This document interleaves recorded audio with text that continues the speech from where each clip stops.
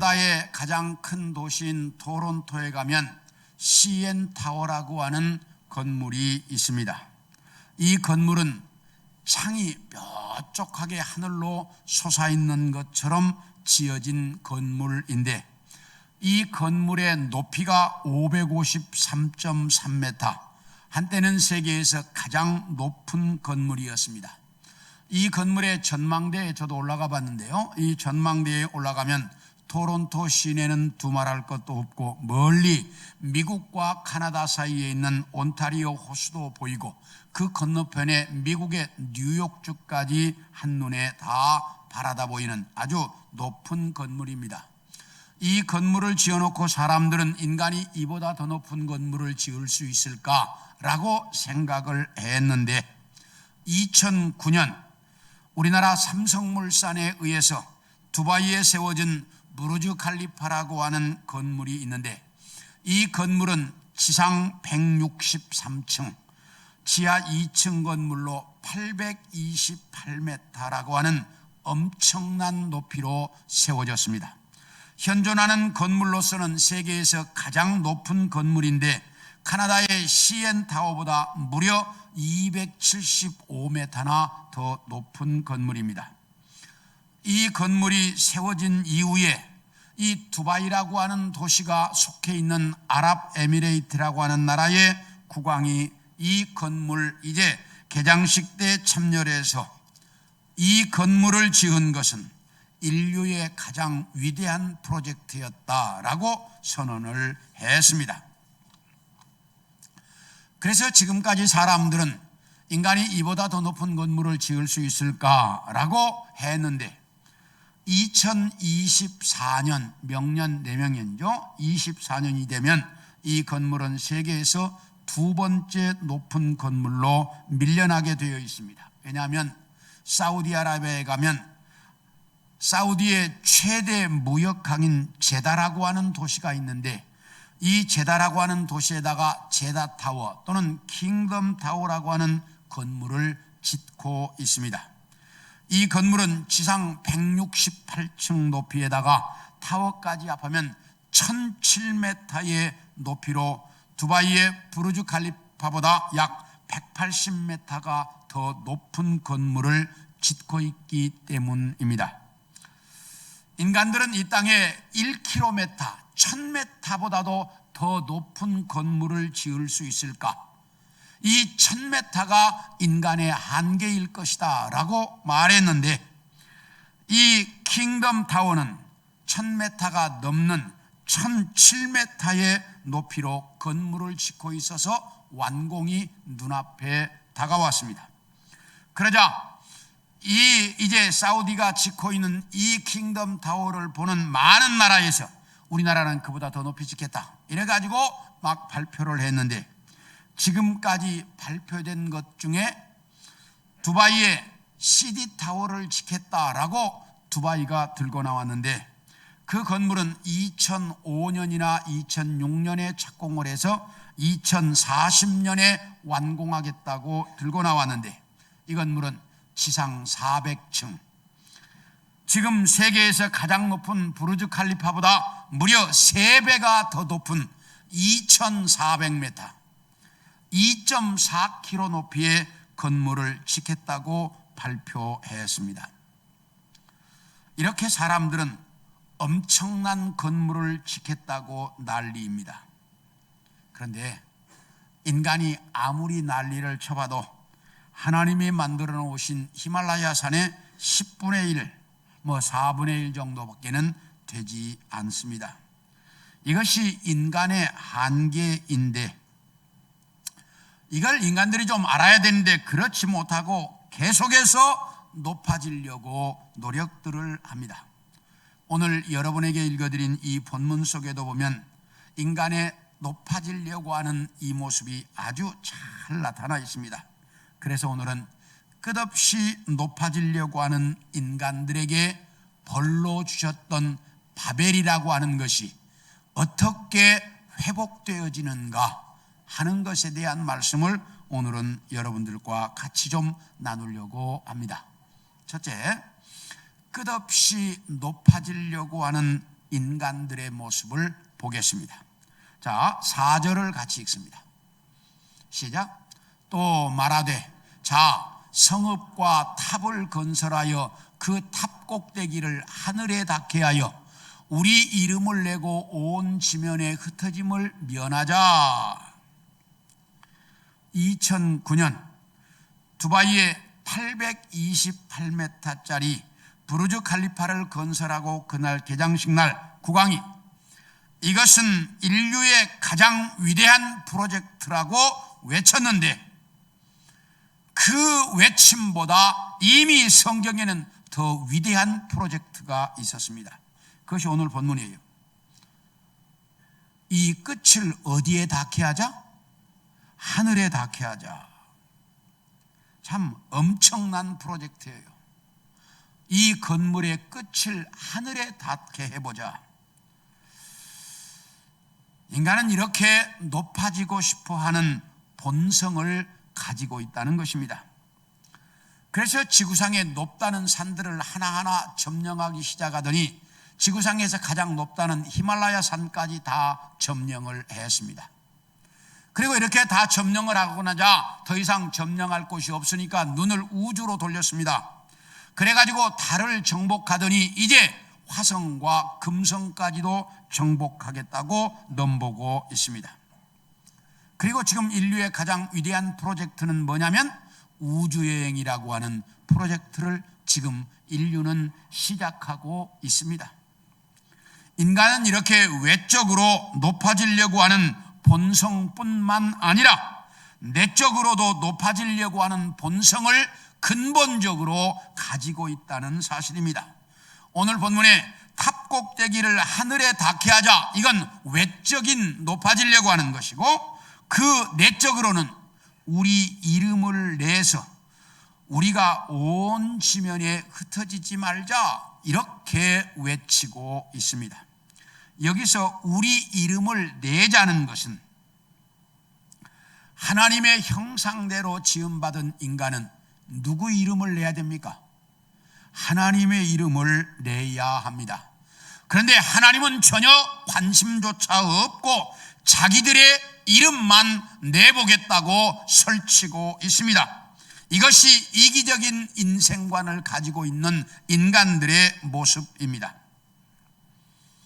이렇게 죄 속에서 살아가고 있는 인간들이 얼마나 이런 그 잘못된 인생관을 가지고 있는지를 보여주고 있는 모습입니다.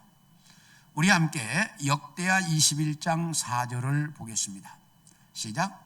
여호람이 그의 아버지의 왕궁을 다스리게 되어 세력을 얻은 후에 그의 모든 아우들과 이스라엘 방백들 중 몇 사람을 칼로 죽였다. 이 말은 이스라엘 나라 남왕국 유다 나라에 여호사밧이라고 하는 임금이 있었습니다. 이 여호사밧 임금은 정말 나라를 하나님의 말씀대로 잘 다스렸습니다. 그러자 하나님께서 그에게 복을 주셨는데 어느 정도 복을 줬냐? 크게 달하는 축복을 주었다. 이렇게 성경이 표현합니다. 그래서 이렇게 많은 축복을 받았는데 그 축복 중에 하나가 자식들이 많았습니다. 아들이 많았습니다. 그래서 많은 아들을 자손으로 두고 이제 여호사밧 임금이 죽을 때가 되니까 걱정이었습니다. 내가 이대로 죽으면 이 자식들 사이에 틀림없이 문제가 생길 텐데 어떻게 할까? 그래서 아버지 여호사밧 임금이 죽기 전에 둘째부터 작은 아들을 전부 불러놓고 너는 저쪽으로 가라. 그래가지고 지방에 있는 성들에다가 하나씩 다 보냈습니다. 너는 부산으로 가고 너는 광주로 가고 너는 나주로 가고 이렇게 쫙 둘째부터 작은 아들들은 전부 지방으로 보내서 멀리 떨어져 살게 만들어 놓고 큰아들인 여호람에게만 나라의 왕인 국왕의 자리를 물려주었습니다. 그런데 국왕이 된 여호람이 왕위를 물려받자 나라를 잘 다스려 가지고 어느 정도 딱 이제 자기 손아귀에 들어오자 잔치한다는 핑계로 지방에 가 있던 모든 동생들을 다 불렀습니다. 그래가지고 잔치에 참여한 동생들을 한자리에서 하나도 남겨놓지 않고 다 죽여버렸습니다.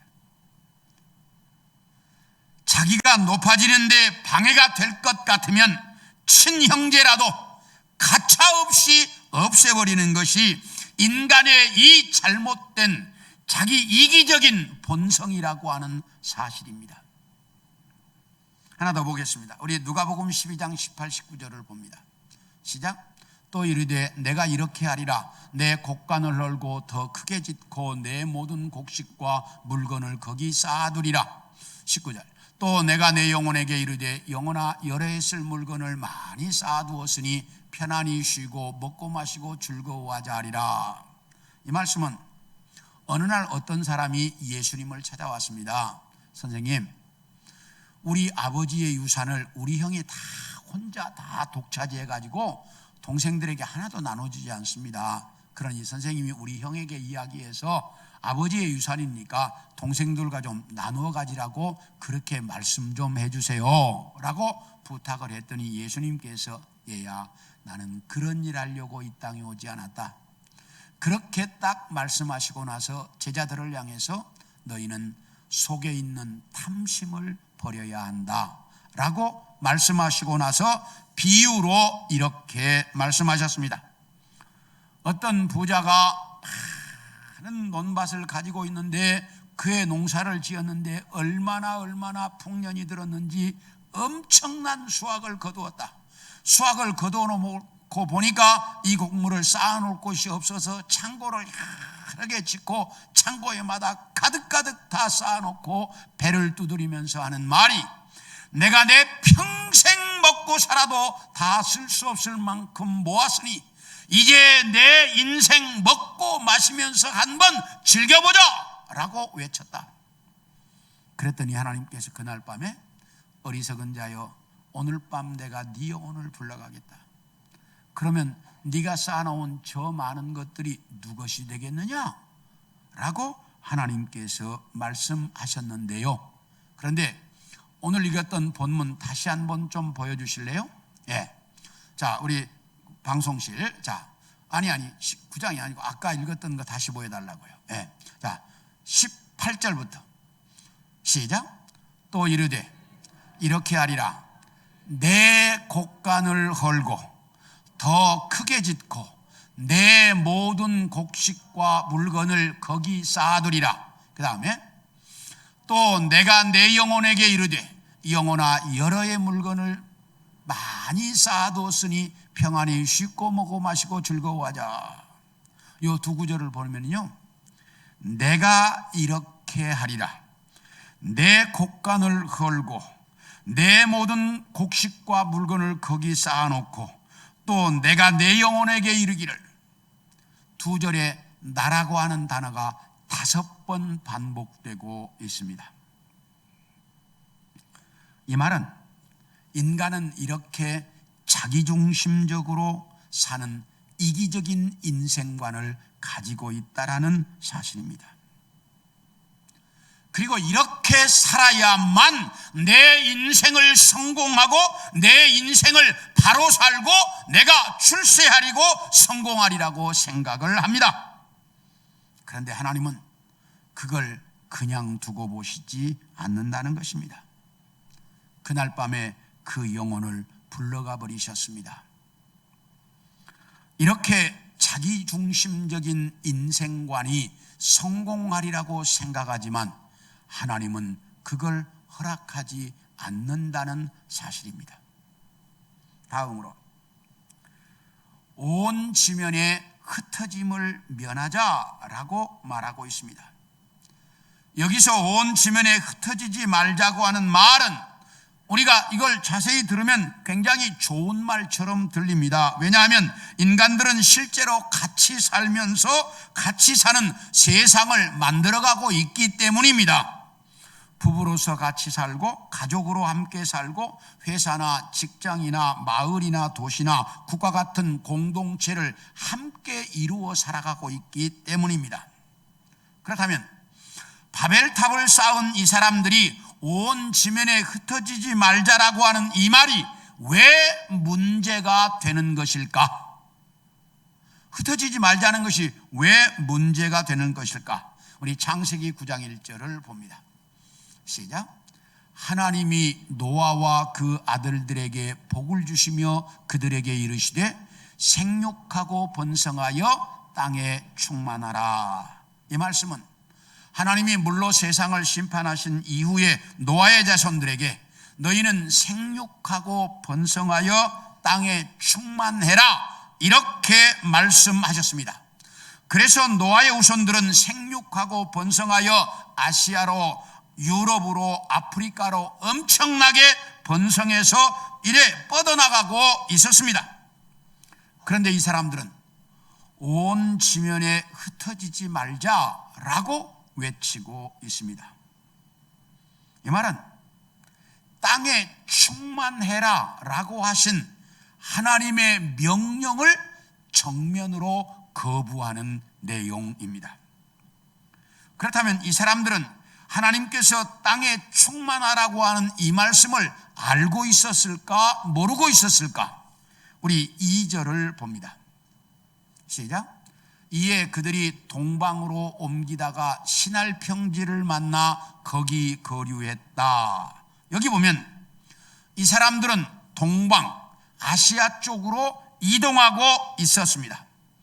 그러다가 시날 평지, 이 시날 평지는 메소포타미아 문명이 발상했던 그 지역인데 지금의 이라크의 수도인 바그다드 근처입니다. 이 땅을 만나자 거기 이제 함께 모여 살고 이제 동방으로 옮기는 일을 그만두었다라는 말입니다. 자, 그렇다면 이 사람들은 왜 동방으로 옮기고 있었습니까? 하나님이 땅에 충만하라고 하는 명령을 알았기 때문에, 들었기 때문에 땅으로 흩어지고 있었던 겁니다. 동쪽으로 계속 이동하고 있었던 겁니다. 그러므로 하나님의 명령을 알고 있으면서도 그 명령을 거부하고 흩어지지 말자고 했던 것이 가장 큰 문제입니다. 하나님의 명령을 거부하고 자기들이 거기 살자는 거예요. 이게 이제 첫 번째 문제였고, 두 번째는 탑을 하늘까지 닿도록 쌓아보자, 우리 이름을 내보자 라고 하는 교만이 문제였습니다. 인간은 이 땅에서 누구의 이름을 내면서 살아야 합니까? 하나님의 이름을 내면서 살아야 합니다. 우리가 하나님의 이름을 내면 하나님은 우리의 이름을 나게 해 주십니다. 그런데 이 사람들은 자기들의 이름을 내려고 했습니다. 그러니까 하나님께서 그 이름을 영원히 지워버리셨습니다. 그래서 이 사람들은 바벨탑을 쌓았던 사람들이라고만 알려져 있지, 이 사람들이 누구인지 그 이름은 영원히 알려져 있지 않습니다. 인간은 이렇게 무엇인가 조금만 주어지면 끝없이 높아지려고 하는 본성을 가지고 있습니다. 그래서 인류의 역사가 피로 물들어 있는 것입니다. 인간은 어떻게든지 내가 더 높아지려고 하기 때문에 다른 사람을 짓밟고 무너뜨리고 파괴합니다. 그런데 우리는 똑바로 알아야 합니다. 하나님은 인간의 그런 교만을 용서하지 않는다는 사실입니다. 바벨탑을 쌓던 사람들, 이 바벨탑을 하늘에 닿도록 쌓아 흩어지지 말고 우리 여기 잘 살아보자 라고 했는데 하나님은 그들을 이 땅에 흩어버리셨습니다. 바벨탑은 못 쌓도록 만들어버리셨습니다. 그러므로 우리는 내 이름이 아닌 하나님의 이름을 내면서 살려고 해야 합니다. 하나님의 이름을 내면서 살려고 하면 하나님께서 우리의 이름을 나게 해주신다는 사실입니다. 그러므로 언제나 이 땅에서 하나님의 이름을 내며 살 줄 아는 우리 성도들이 되어줄 수 있기를 축원합니다. 다음으로 흩어진 인간들의 모습을 보겠습니다. 우리 함께 7절을 봅니다. 시작. 자, 우리가 내려가서 거기서 그들의 언어를 혼잡하게 하여 그들이 서로 알아듣지 못하게 하자. 여기 보면 이 사람들이 벽돌을 견고하게 굽고 역청으로 진흙을 대신해서 탑과 성을 쌓았는데 그 탑 끝이 하늘에 닿도록 쌓아보겠다고 하는 엄청난 건축 공사를 하고 있었습니다. 그러니까 하나님께서 이 사람들이 하고 있는 이 건축 공사를 보시려고 이 땅에 내려오셨습니다. 그런데 그때는 그 모든 사람들이 다 같은 종족이었고 똑같은 언어를 사용하고 있었습니다. 그러니까 이 모습을 보신 하나님께서 이 일을 그냥 두면 이후로는 그들이 하고자 하는 일을 막을 수가 없다라고 말씀하시고 있습니다. 저는 이 본문을 보면서 이해가 되지 않았습니다. 왜냐하면 인간이 하는 일은 무슨 일이든지 하나님이 막을 수 있습니까? 없습니까? 있습니다. 인간이 어떤 일을 한다고 할지라도 하나님이 막고 싶으면 언제라도 뭐 할 수 있어요? 막을 수 있어요. 그런데 오늘 본문이 뭐라고 되어 있어요? 그 하고자 하는 일을 막을 수 없으리라. 이게 누가 하시는 말씀이에요? 하나님이 하시는 말씀이야. 하나님이 왜 이런 말씀을 하셨을까? 이게 쉽게 이해가 되지 않아서 원문을 펼쳐보게 되었습니다. 그 원문을 보았더니 전혀 이런 뜻이 아니었어요. 자, 우리 6절을 봅니다. 지우지 마세요. 여호와께서 이르시되 이 무리가 한 족속이요 언어도 하나이므로 이같이 시작하였으니 이후로는 그 하고자 하는 일을 막을 수 없으리로다. 그런데 원문을 보니까 여기 자, 무리가 한 족속이요 언어도 하나이므로 그 다음에 뭐라고요? 이같이 시작하였으니 라고 번역이 되어 있는데 이게 전혀 이런 뜻이 아니에요. 이같이 시작했다는 말이 이 일은 시작에 불과하다 그런 뜻이야. 이 일은 시작에 불과하다. 그 다음에 그 하고자 하는 일 그랬죠. 이것은 그들이 계획하는 악한 일 그런 뜻이고 그 다음에 막을 수 없으리로다 하는 이 말은 계속 해나가게 될 것이다 이런 뜻이야. 그러니까 이 말을 정확히 번역하면 이 사람들이 바벨탑을 쌓도록 그냥 두면 바벨탑을 쌓는 일은 시작에 불과하고 이보다 더 악한 일을 계속 해나가게 될 것이다 이런 뜻이더라고. 이게 보니까 이 바벨탑을 쌓는 일을 그냥 두면 이건 시작에 불과하고 이보다 더 악한 일을 계속해서 해나가게 될 것이다 라는 뜻이었습니다. 그러므로 이 사실을 아시는 하나님께서 그들을 그냥 두고 볼 수가 없었습니다. 그래서 그들에게 벌을 내리셨는데 그 벌이 뭡니까? 우리 7절에서 언어를 혼잡하게 하여 서로 알아듣지 못하게 하셨다라고 말합니다. 여기 언어를 혼잡하게 했다 이 말이 바벨이에요. 바벨이라는 뜻이 무슨 뜻이냐? 언어를 혼잡하게 했다. 그게 바벨이에요. 그래서 언어를 혼잡하게 해서 서로 알아들을 수 없도록 그렇게 만드셨어요. 그러므로 서로 알아듣지 못하다가 보니까 이 사람들이 같이 살 수도 없고 같이 일할 수도 없었습니다. 그래서 어쩔 수 없이 성읍을 쌓고 탑을 쌓는 일을 중단할 수밖에 없었고 그리고 같은 언어를 쓰는 사람들끼리 흩어지기 시작했습니다. 그래서 다 흩어버리셨다라고 말씀하고 있습니다. 그러므로 우리가 세계에 많은 언어가 있죠? 그 언어는 뭘로 주어진 것이다? 벌로 주어진 것이 이 세상의 수많은 언어예요. 이건 벌로 주어진 거야, 하나님이. 그러므로 그 언어 하나 배우는 것이 어려운 거예요. 이 하나님 벌로 주어진 것이라. 그러므로 세상에서 다른 언어 쓰는 사람들을 보면, 야, 이건 뭘로 주어진 거? 벌로 주어진 것이다 라는 것을 알고, 야, 우리도 절대로 하나님 앞에 교만하게 살지 않아야 되겠다라는 생각을 가질 줄 알아야 합니다. 인간이 아무리 자기의 계획을 철저하게 세운다 할지라도, 이렇게 바벨탑을 쌓아서 하늘에 닿게 해보자, 우리 흩어지지 말고 우리끼리 모여서 잘 살아보자, 아무리 자기들이 계획을 세웠지만 하나님이 다 흩어버리셨어요. 하나님이 흩어버리시면 절대로 같이 살 수 있다 없다? 없다는 거예요. 우리 함께 보겠습니다. 열왕기하 19장 35절을 봅니다. 시작.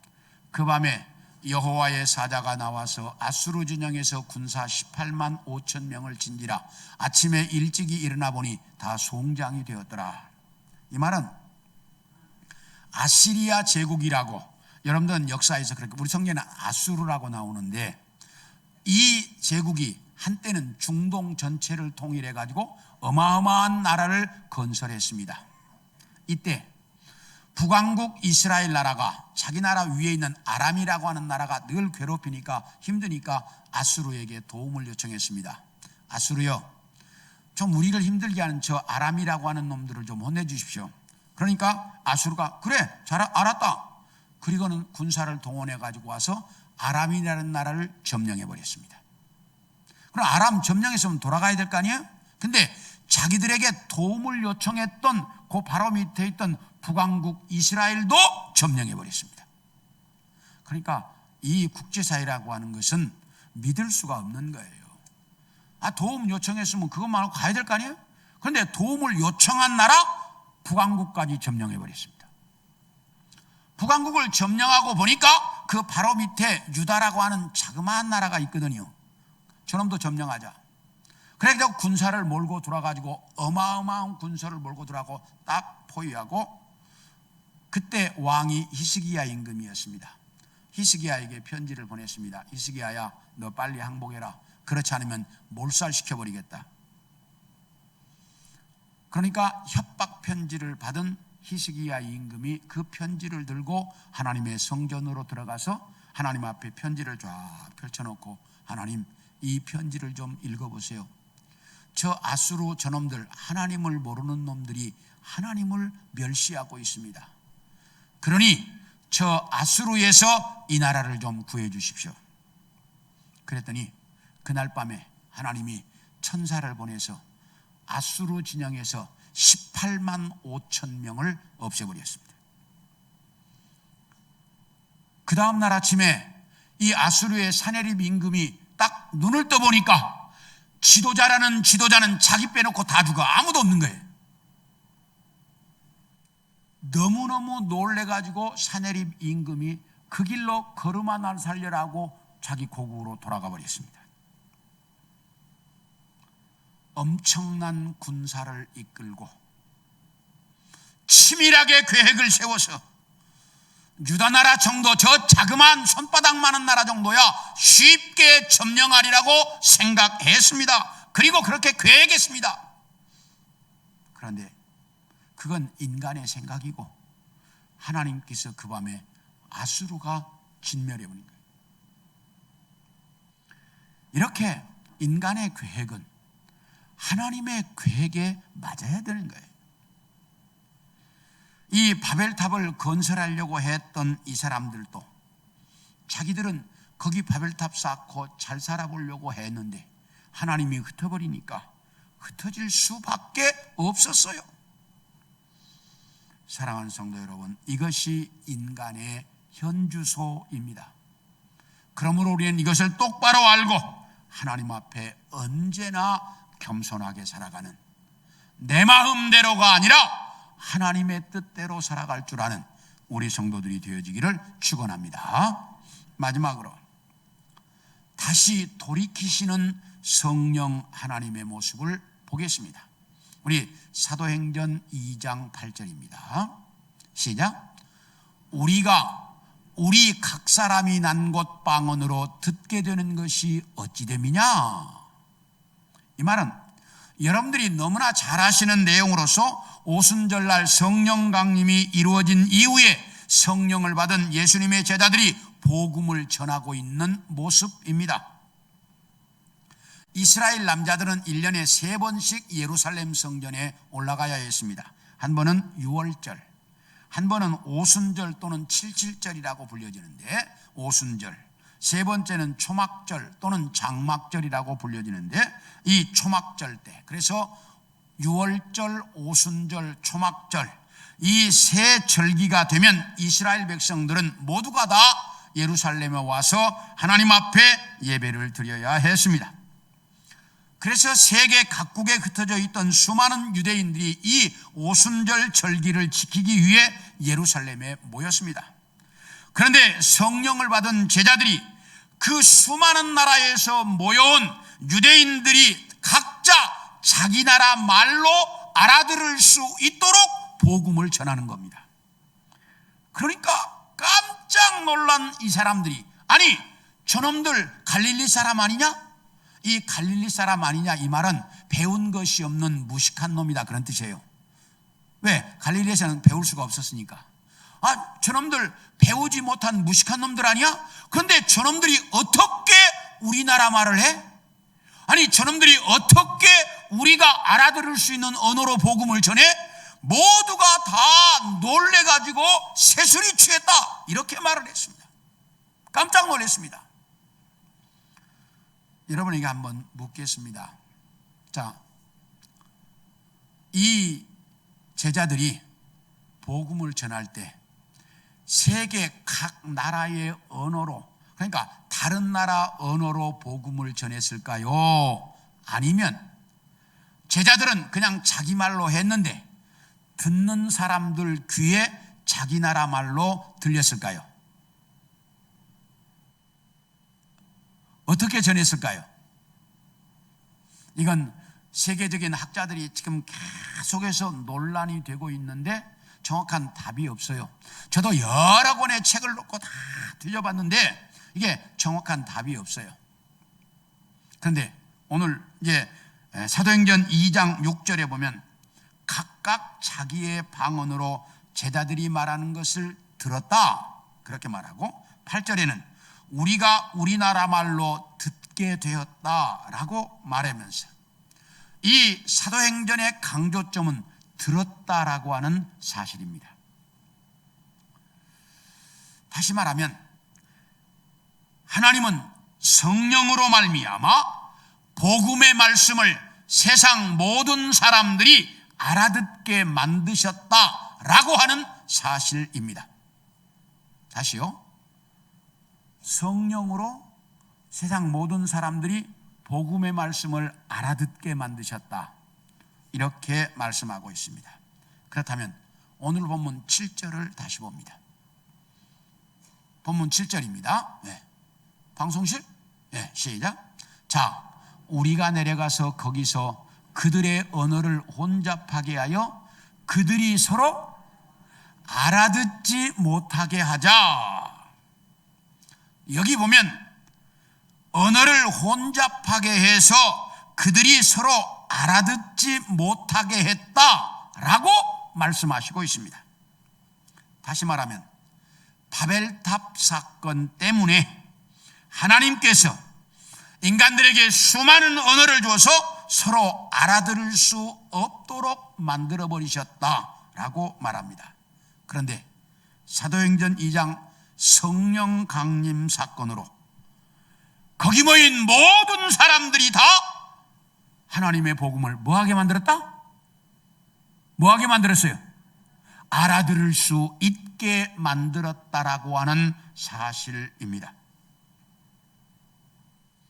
그래서 성령 강림은 알아듣지 못해서 흩어질 수밖에 없던 인류를 다시 알아듣게 해서 다시 하나로 모으는 역사가 일어난 사건이었다라고 하는 사실입니다. 이게 이제 중요한 거예요. 자, 바벨탑 사건으로 알아듣지 못해서 흩어졌던 인류를 성령 강림으로 알아듣게 해서 복음 안에서 하나로 인류를 모으고 있다는 사실이에요. 이게 성령 강림의 중요한 역사.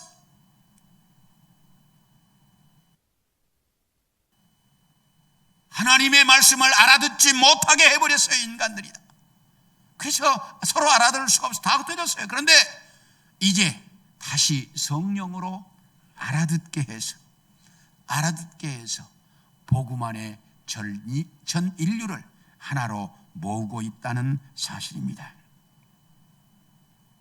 자, 언어를 혼잡하게 해서 세상에 흩어버리셨는데 성령 감흥으로 모두가 알아들을 수 있도록 만들어서 복음 안에 다시 하나를 만들어가고 있는 사건, 이게 성령 강림의 사건이라는 사실입니다.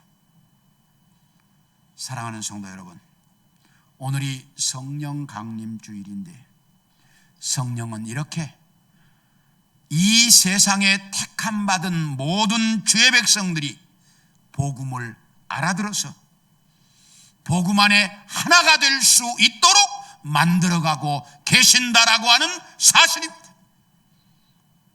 이 사실을 정확하게 알고 성령 안에서 복음을 정확히 알아듣고 깨달아서 하나 되어가는 우리 성도들 모두가 되어질 수 있기를 축원합니다. 그러므로 우리는 성령 안에서 복음을 제대로 알아듣고 깨달아서 성령 안에 하나가 되어가는, 복음 안에 하나가 되어지는 우리 모든 성도들이 되어질 수 있기를 축원합니다. 축원합니다.